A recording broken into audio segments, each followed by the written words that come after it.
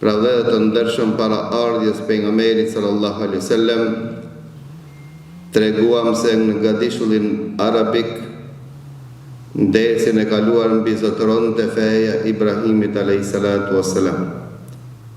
Ai që e përcjell të fejën e Ibrahimit ishte Ismaili alayhi salam.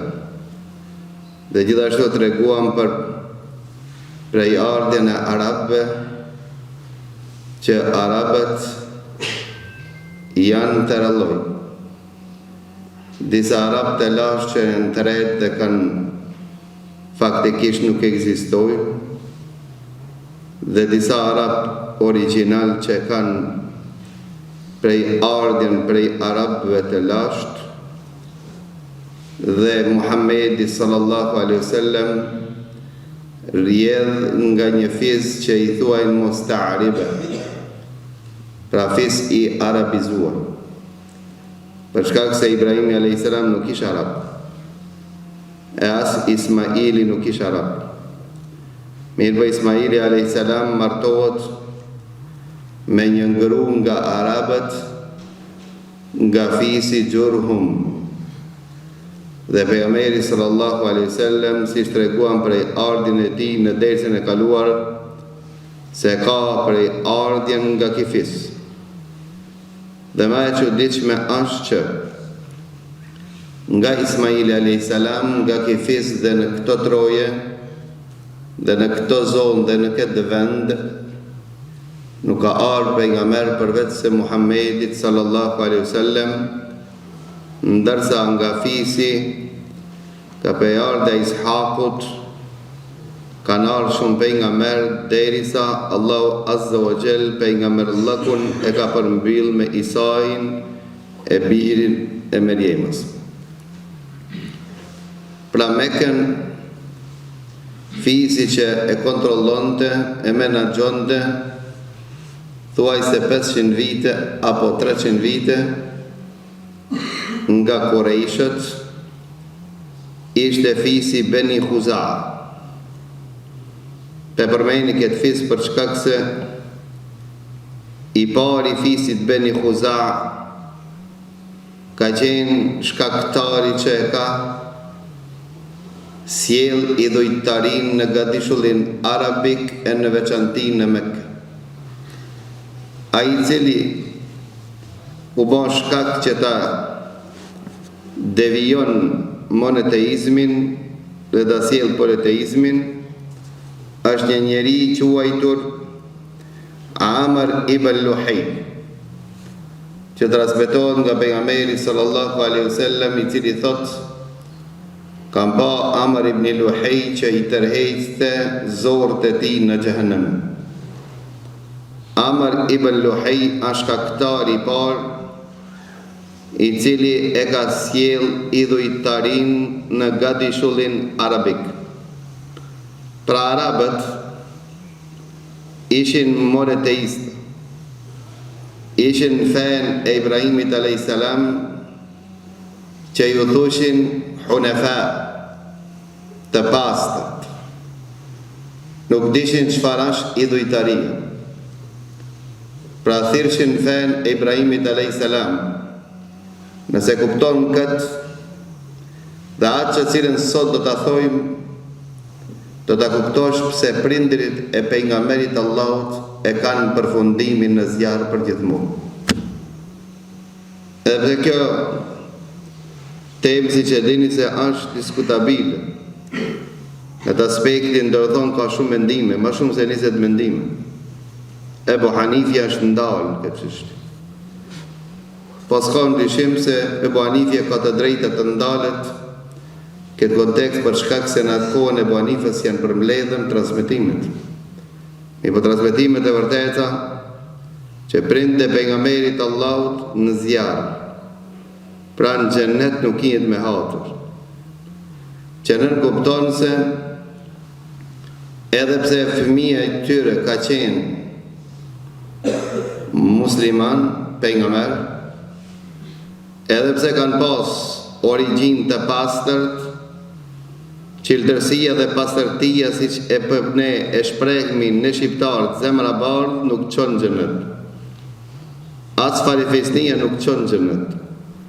Ajo që çon në xhenet është bardhësia e zemrës, qeltërsia e zemrës dhe vepra.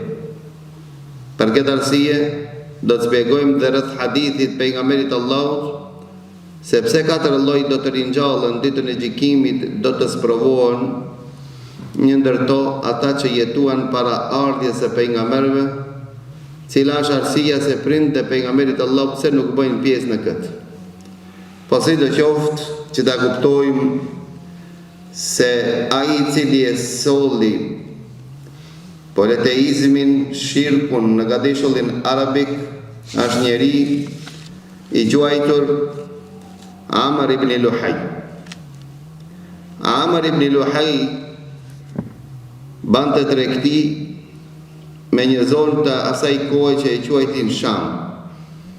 Arsye pse e quajshin Sham, që sot i përfshin 4 shtete aktuale, për shkak se Shami për nga Mekja është në pjesën e veriut. Dhe arabët e veriut i thojnë Shimal, e shkurtimisht i thojnë Sham. Për këtë arsye kjo zonë, Jordani sotëm, Siria, Palestina dhe Libani janë pjesë e Shamit. Dhe thuhet se Amr ibn Luhaj kur ka ardhur me një qytet të quajtur Belqa të Jordanit të sotëm, i ka pa njerëzit që i adhuronin idhujt, i gdhenshin statujt dhe ju lutshin atyre. Dhe i pyet Amr ibn Luhaj dhe i thot, çka janë këto? Sa këto janë zotat të cilët sërë që kemi nevojë me na zbrit shi, na zbritsin shi. Sërë që kena nevojë të na furnizojnë, na furnizojnë. Sërë që kena nevojë të na shërojnë, na shërojnë. Ta ma jepni një, ta merrni një. Dhe kjo është idhut i pall i quajtur Hubal, që e ka sjell Amr ibn Luhaj dhe ishte i pari nga fisi Beni Khuza'a.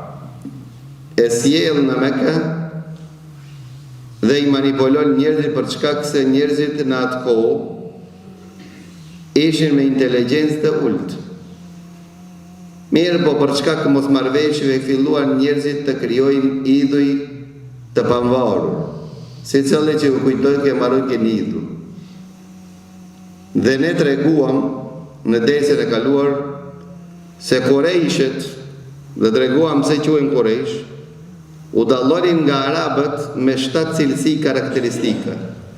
Një ndër to ishte që Kurejshit ishin të vetmi që 10 vjet kanë qenë monoteista, nuk ju kanë përgjigjen Amr ibn Luhaj. E pastaj treguam arsijet dhe ndodhi që kanë ndodhur, që i boni ato që ta humbin edhe ujin e Zemzemit. Si dëgjoftë thuhet se Abdul Muttalibi, gjyshi pejgamberit sallallahu alaihi wasallam, ka qenë monoteist. Ka besuar vetëm në Zot. Dhe treguam se pse i kanë quajtur Abdul Muttalib, për shkak se ai ka pas emrin Shejbe. Pra paramendojë do të thonë shumë afër, ka qenën fillimisht kanë qenë monoteista që kanë besuar në Zot dhe kanë qëndruar në fenë e Ibrahimit alayhis salam. Mirë, po shejtani është ai i cili manipulon njerëzit dhe ja zbukuron devijimin. Siç ka thonë pejgamberi sallallahu alaihi wasallam, ka thonë Allahu, unë njerëzit i kam kriju në atë shmërinë e pastër, mirë, po shejtanët janë ato të cilët ja zbukurojnë të keqen dhe i devijojnë. Ato nuk i devijojnë për një ditë, ato i devijojnë gradualisht. Dhe paramendoni se filluan të krijohen aq shumë zotra, derisa Muhamedi sallallahu alaihi wasallam kur e çliron Qabën, për rreth Qabës ishin të ngritur 360 zota. Mos flasmi për ato idhuj, qertë se sicili fis e kish nga një idhuj. Dhe nga më që sharakët si që transmetohet, dhe transmetohet edhe pse si transmetim është i dopt, mirë po është i vërtet nga arabët. Se thuhet se Omer ibn Khattabi ka qenë njëri prej atyre, i cili e ndërton të Zotin e vet me hurma. e pastaj kur unë toke e hake.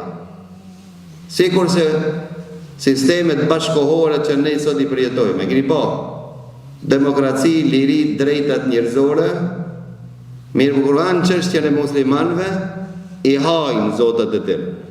Drejtësit i hajnë, për shkak se nuk vlejnë për juve. Pra këto janë përpilu për neve. Kur është pyetje muslimoni, nderi ti, gjaku i ti, gëlltitën ato, nuk shifën, verberohen dhe shurdohen.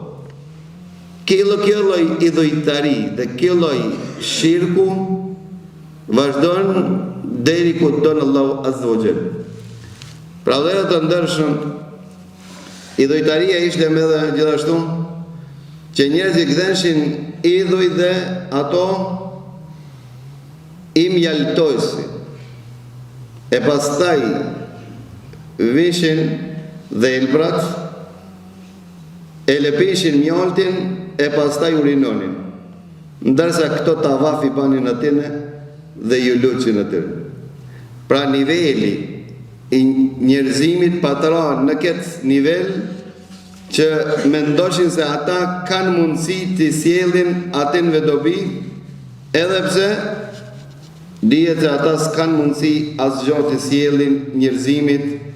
Për këtë arsye Allahu Azza wa Jall dërgoi pejgamber.